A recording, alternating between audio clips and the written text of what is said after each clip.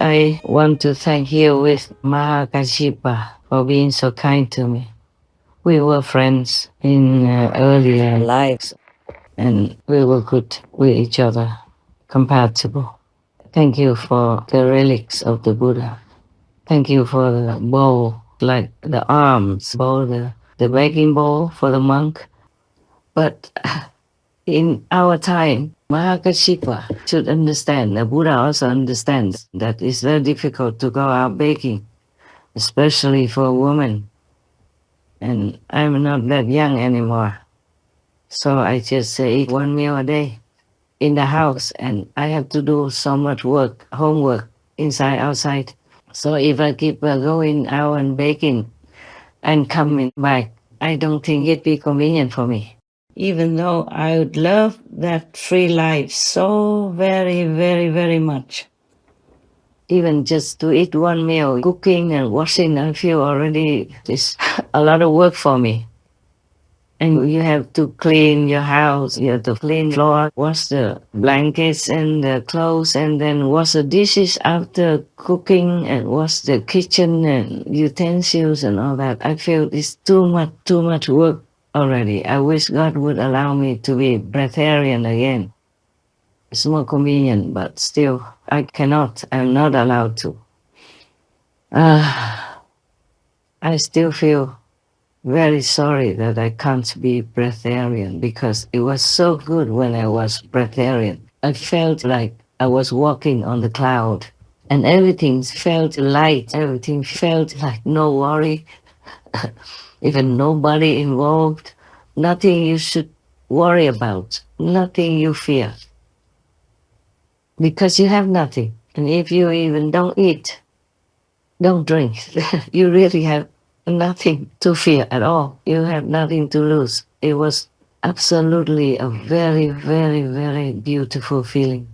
And now even eating once a day, oftentimes I also don't taste anything. Sometimes I feel a little appetite or even hunger, but rarely does the food taste any good. Maybe because when you cook for yourself, it doesn't taste very good. If somebody else cooks for you, then maybe it tastes good. I remember I loved food. I loved food so much before. And I always had a kind of small party in my little kitchen.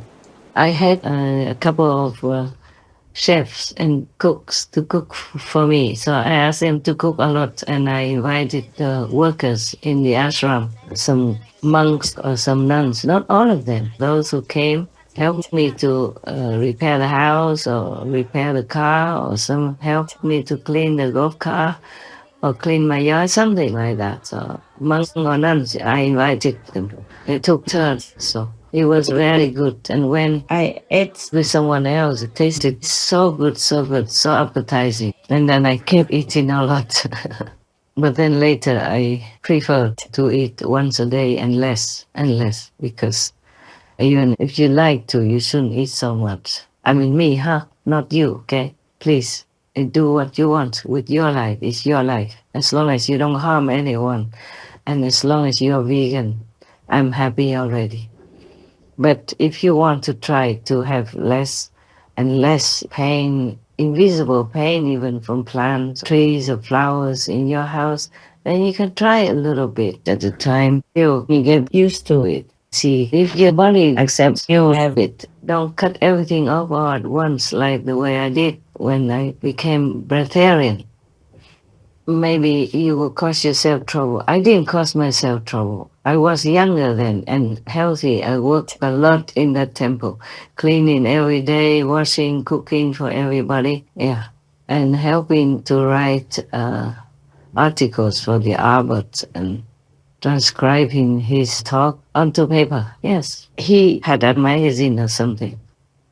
Before that, I had met a Watarian nun before, I told you, in Miao not where we live, but nearby in the same region called Miao.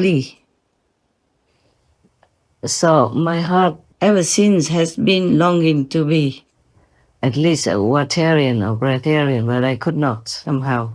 Because I have to tell you the truth, I loved food. I remember a long time ago, The Buddha told me that he became Buddha before I would, because I love food too much and ate a lot. I still do though, even though not as much as before. Usually before I lived with people or in the temple, a lot of people come and eat together, so that makes you have even more appetite. And when I was in Siu, Taiwan also, I invited people to come eat with me. So the more people with you, the more appetite you have and the more you eat. Sometimes I couldn't go back into the old beautiful clothes that they made for me before, because mostly when I go out in public, I have to wear the clothes that I designed or they designed at different companies in order to sell. Like I'm a model, but I don't have any payment for it. Okay, don't be envious. I didn't know being a master you even have to sing and dance. I had to do many things and I still have to. Somehow most of the people who know about my designs or my jewelry, for example, they love it. So I had to show it anyway. You might wonder why I don't advocate for one meal a day or asceticism when I myself do it. I do it for a different reason. I told heaven that if I eat once a day, while normally I could eat 3 times a day, that whatever meal I don't eat could be given to other souls. And even if you don't meet those hungry people or maybe hungry ghosts, if you have spare in your mind, then the food will go to them in the different delivery. They don't necessarily see that I share my meal with them, but because of the vow, they will get it. But I'm just trying to bring home to you, don't punish your body. One meal a day won't make you liberated and won't make you enlightened, because it has to be transmitted by an enlightened master, just like a candle. Pass on the light to the next candle, and both will be brightened like that. But without that lighted candle, the other candle will not be bright. There has to be another fire instrument somewhere, like a candle, fire, a lighter, or even burning gas on the stove. Now, Mahākāśyapa, he was already an ascetic, so spiritual, he learned some with other masters before the Buddha. So how come he still had to find the Buddha in order to realize his holy position as an arhat in a short time? Why did he have to do that? Huh? Why? Because he knows you have to have a guide, you have to have an expert, you have to have this master who transmits the way to you with the master energy attached to it, in the beginning at least, to help you to go back into the inside realm where you belong. Yeah, and then slowly you walk home from the inside realm. If you don't have a master, a living master, a living teacher, then no matter what you do, you can say that 99% is not fruitful. Even if you can achieve some meditative power like a seer or some yogic power or something, it's not complete liberation, it's not Buddhahood.